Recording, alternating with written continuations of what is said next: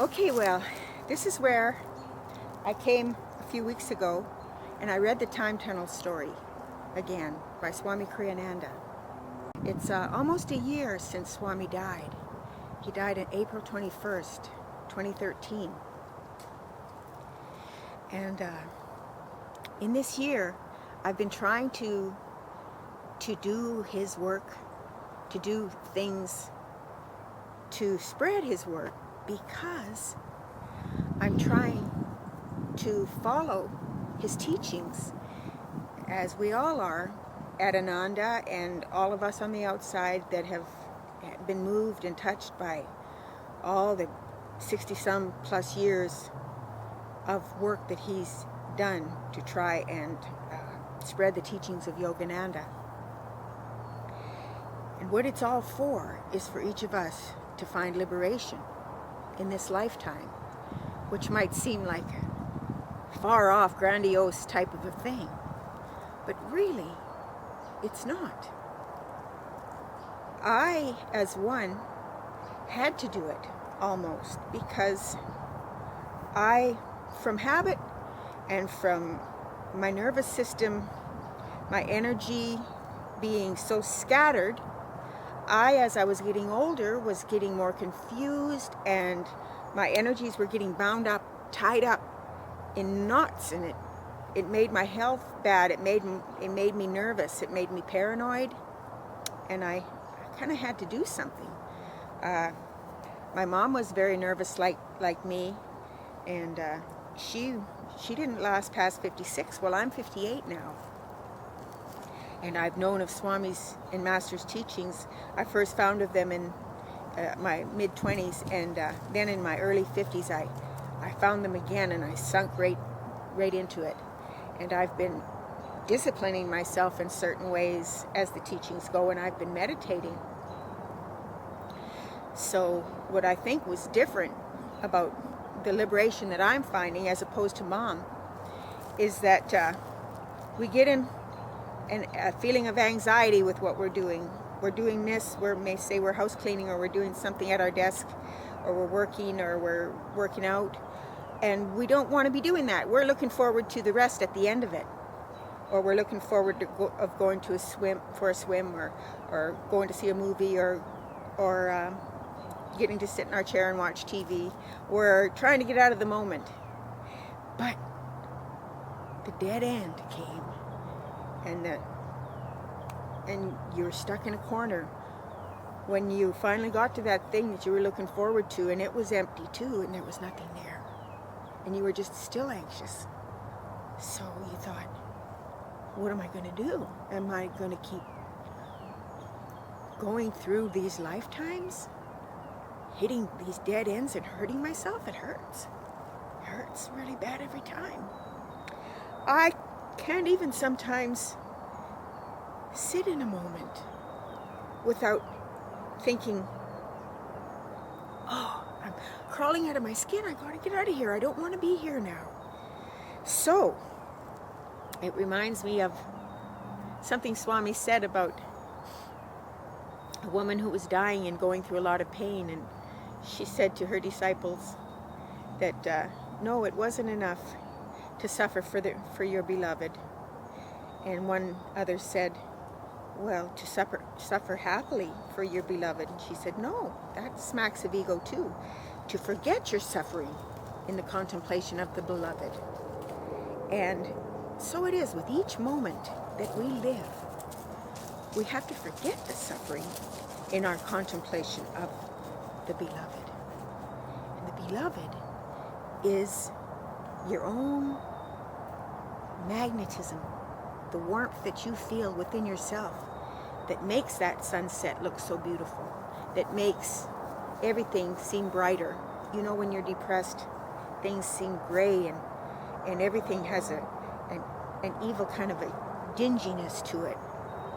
But when you have hope, everything looks brighter and feels brighter. You feel a thrill and a brilliance to everything. Well,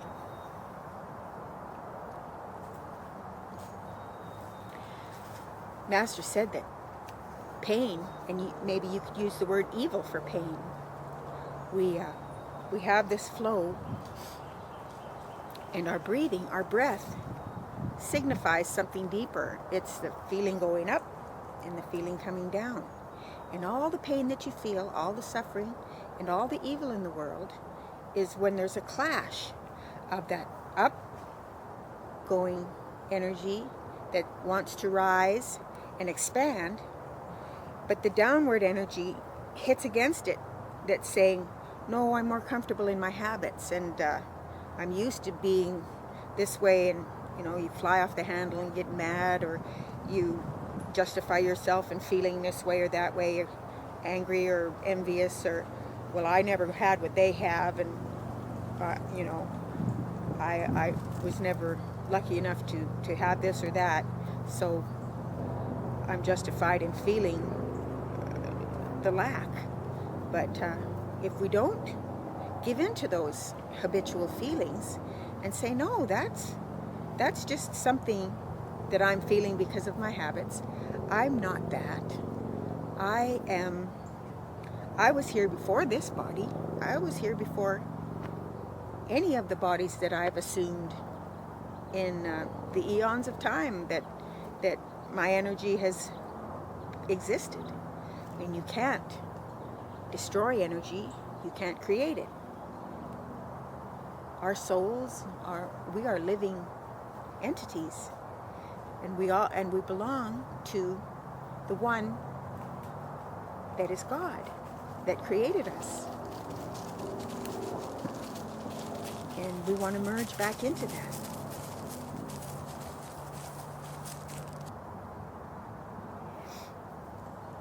Anyway, it's interesting that this time tunnel story of Swami's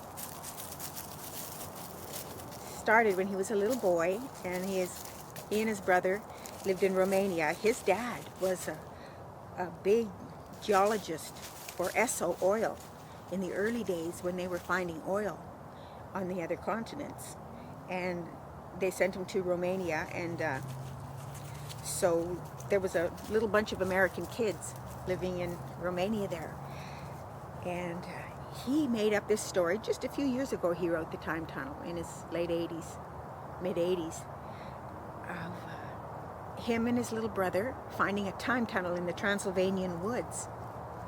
And a lot of truths that he has felt in his journey, he was able to express in these little stories. And there's an underlying theme that we are learning more about time and about space. And in higher ages, we will understand more, and we will understand that we annihilate time and space. Where there's no movement, where the heart is at its center and it's calm, and the pendulum has stopped, and there's no movement. How can there be time from here to there? It's still. There's nothing, no time. And so this is what we're trying to find in our liberation. And we're like a bar magnet. Everything that orbits is like a bar magnet. And so when I meditate, I try and get inner, more and more, below the electricity, below the kinetic energy, to that subtler energy that is circulating there. And when all of the energy can meet high here at the frontal lobe and continue to express and expand outward, we can become free, in that we lift out of the present time into timelessness and into relaxation and enjoyment and awareness. Oh, everything is made up of this awareness. We only come down to become particularized things, bodies, but we're all part of this great awareness. And tap into that as you get still enough and get in the middle of where before time. So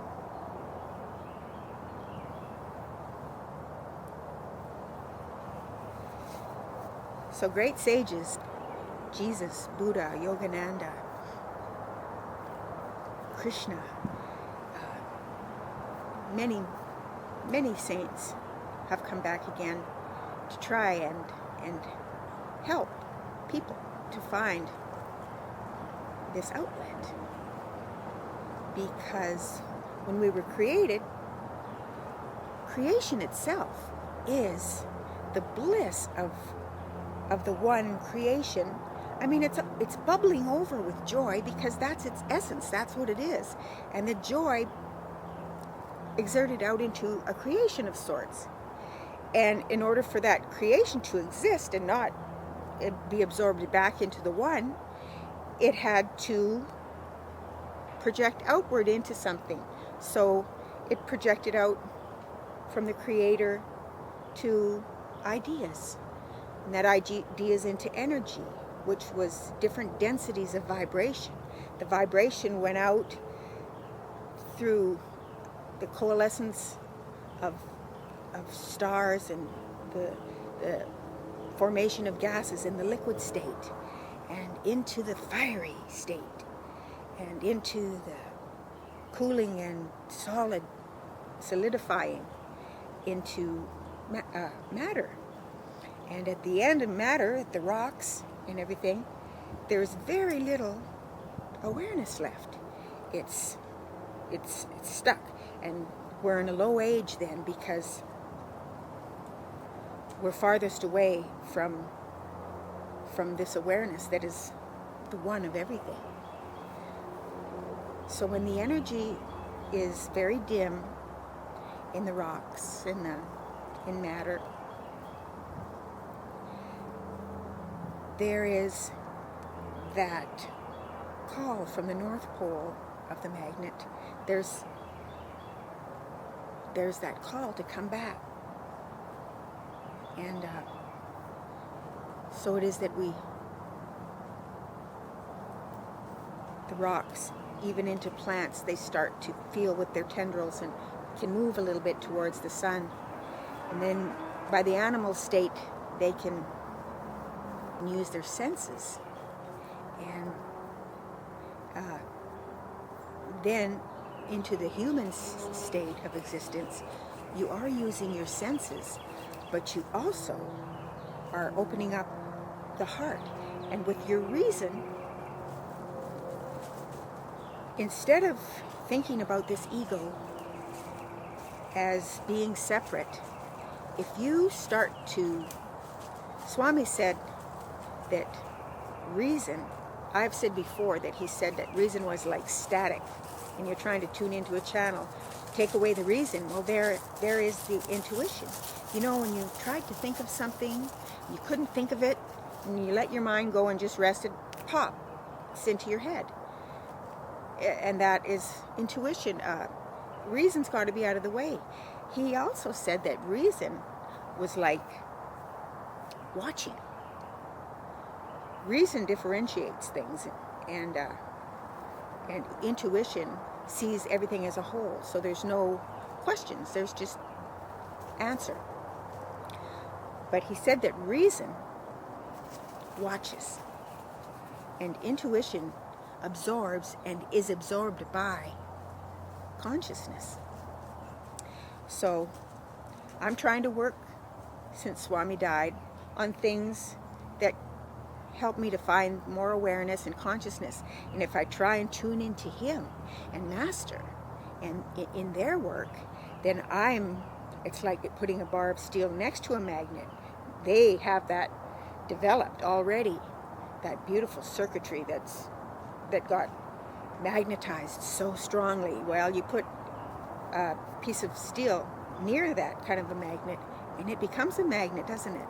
But you have to work on your own too. You have to open up and make the efforts, and the grace will come from them. It's like Swami says, it'll sneak in the back door. So here I am trying to meditate, and I'm doing well in meditation. I was telling you about the anxieties that I feel in every little moment that I want to be into the next moment. Well, meditation's like that. You're thinking, oh, when I'm done my meditation, I'll get to go to sleep, or I'll get to eat, or something like that. No, it's like the woman said, forgetting your suffering in the contemplation of the divine, forgetting your suffering, forgetting wanting to be somewhere else. You are here meditating right now. And so take that next breath, bring the energy up. You know that you can get it going closer and closer to the center, and then you start feeling that centeredness where you could almost pop out into something bigger, because it's like a flywheel going around tighter and tighter, and you're getting more and more in tune, and you're getting more and more aware. So you're doing that in meditation, and anytime you think, oh, but this is kind of hard and kind of boring or something, I'd rather be doing something else. No, that's when you have to catch it. Nip it in the bud, as Barney would say on Andy Griffith's show. Nip it in the bud, because you've got to change your habits. Otherwise, you'll never be able to be as those people that you've gotten glimpses of, Swami Kriyananda, and the video that we see of Yogananda, and what we know of Jesus and what we know of Buddha. They were content. Oh, how restful to be content in the moment you're in, to just feel like everything. Remember when you were a little baby? Can you remember? I can remember. The essence of that was that everything was love. You felt this vibrance from your own center, and it was just pervading everything, and you really couldn't tell what was a person, what was a voice, what was a thought, what was a piece of furniture, what was an animal, or what was the wind. Everything was just kind of a big mass of love. And it sounds kind of corny, but you know, in your teens or whatever, you got into drugs or alcohol. That's what you were trying to find. You were trying to find that sweet spot that you know you can access within yourself. So we are now in the second age of a rotating kind of a seasonal orbit. Science doesn't always catch up to what's going on, but our solar system is in a galaxy that rotates around its dual sun system.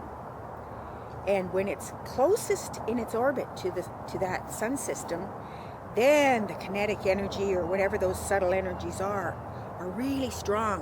When it's far away in the orbit, awareness is pretty dim. But we're in, and it takes 24,000 years to complete an orbit.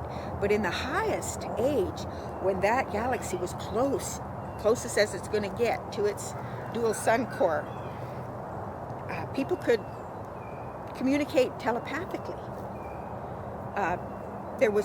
You didn't have the concept of time or space, because you were sucked into the center where everything is possible. The panorama is infinity. So in the time tunnel story, these little boys find a scientist's son in an explosion in an old laboratory, and they go to the past, they go to the future, and they find places in the future that weren't any better than the past, because man let his ego get a hold of him, and wanted power, and wanted to exert his own opinion over civilization or society, and that's no better than communism. But when each person has peace in their own center, that's when society will come together.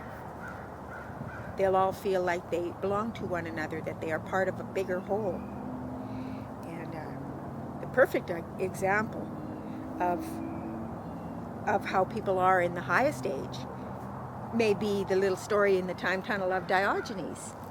And it happened, supposedly in the olden days, in the past, not the future, but it was his way of living that was perfect, that was high. And he lived in a tub, and he used it for shade, and he bathed in it when he needed to, or slept in it. And he was known far and wide. He got the reputation of being very wise. He just had that aura about him.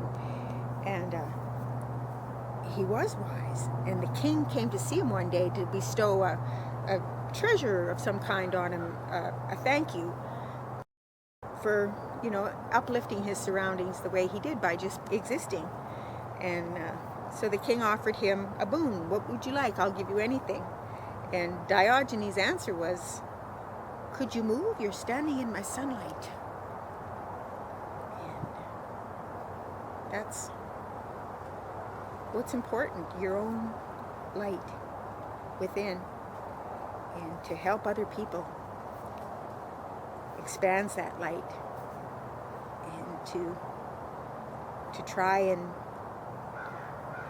help people find that essence within themselves that makes them shine, that makes them thrill to beauty and makes them more refined. This is what Swami Kriyananda came to do in his life. He found those teachings with Yogananda. It tapped into his experiences of Vedic understanding, and lifetimes that he has studied and got past doubts and emerged into more and more joy. So his lifetime was spent trying to help us. He got these communities going. He wrote all those books and videos and music, and went to city after city and all over the world speaking, and was a yoga exponent and meditation expert. And he wrote that little time tunnel story, and he wrote a few other things that were very beautiful right before he died. And so since his death, I've wanted to stay close to him. So all that to say that I've written this song for the time tunnel story.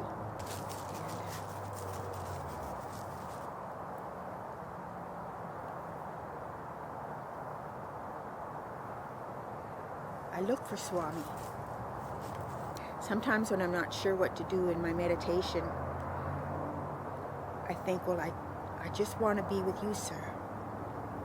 I know your body's not here, but that's just a body. I know you're somewhere that I can reach. I don't know what realm you're at or how that works exactly, but I know that in some ways you're closer than when you had that cumbersome body. So I just want to be where you are, under your wing, in your arms, where I can do your work with you. And it's not like work, it's like enjoyment. And I find that in meditation, and I feel more and more blessed. I feel I'm so close sometimes. And it lets me know that I will, after this body expires, I will probably be able to get into a realm that's closer to where he and Master and the Masters dwell. And I have to do this because I'm not good with the anxiety. It's taxing. It wears you out. And I know I'm spinning my wheels. I'm not going anywhere. I've got to get above the anxiety. So it's like a do or die thing. It's like, I want to be a hero. I want to get above this. Like Superman lifting up the world. He goes and gets it spiraling out of control and he lifts it. And that's dramatic, but it's the right idea. Because I'm getting that energy going, the magnetism developing, and I'm getting it stronger and stronger. It's like a martial artist. I feel like I'm wax on, wax off, or whatever it may be, that I'm getting stronger in my mind. Other people might be lifting weights, but I'm going round and round with my mind, gripping and learning how to concentrate, focus on this longer, and then expand and then relax, and then focus and hold, and then relax, focus and hold, and relax. And I'm using that like a muscle, my intuition. And it's hard to reason out when you get guilt feelings or feelings like you don't feel well, you feel kind of, your stomach feels kind of sick, or you've got a headache, or you don't feel good. Well, that's just the pull. That's just the clash of pulls. Get the breath going and get that energy back circulating, because when you're in that hum of Om, that hum that started the world to begin with, and you get it rised up enough to where it's like a plane lifting off. It's not struggling to lift off anymore, but you got the flow going, and you're on a level that you can soar. Then you're progressing, and you can start to explore there, and you can start feeling what works and what doesn't work. And if I can get to the point where I can just be in contemplation and go to these beautiful places in my mind, and anytime a feeling of evil comes in, get the flow going again, and then I can conquer the moment that I'm in, and I can annihilate time. So, thank you, Swami. Thank you, Master. I hope you enjoy the Time Tunnel song. Thank you.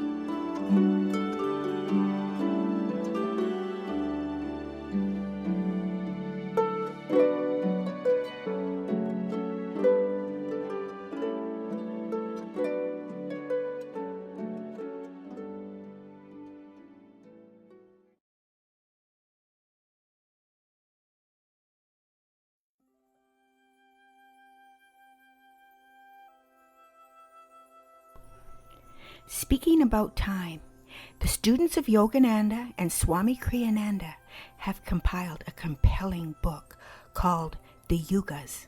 Explaining an orbit science is just now starting to understand within this, the second of 4 ages we experience every 24,000 years. Ancient sages refer to these ages in scripture, as do many civilizations throughout history. Some have described it as the Bronze, Copper, Silver, and Golden Ages, etc. The orbit is of course cyclical, like the seasons, not linear, from just a dark age into a constant enlightening process, as thought was the case and taught in ages that were low. No, as the galaxies get closer to the center of their orbits, the ages get progressively more in tune with the creational vibrational thrust, and then gradually descend towards more dense eras as the galaxy gets further away from that center in its orbit. What really happens in evolution is that subtle magnetisms are at play. When our galaxy is nearest to the center of its orbit, the subtle energies are very strong and intuition is very keen. People live in ways we would perceive to be miraculous and communicate telepathically. Time and space are annihilated. You can read about these ages in this wonderful crystal clarity book called The Yugas.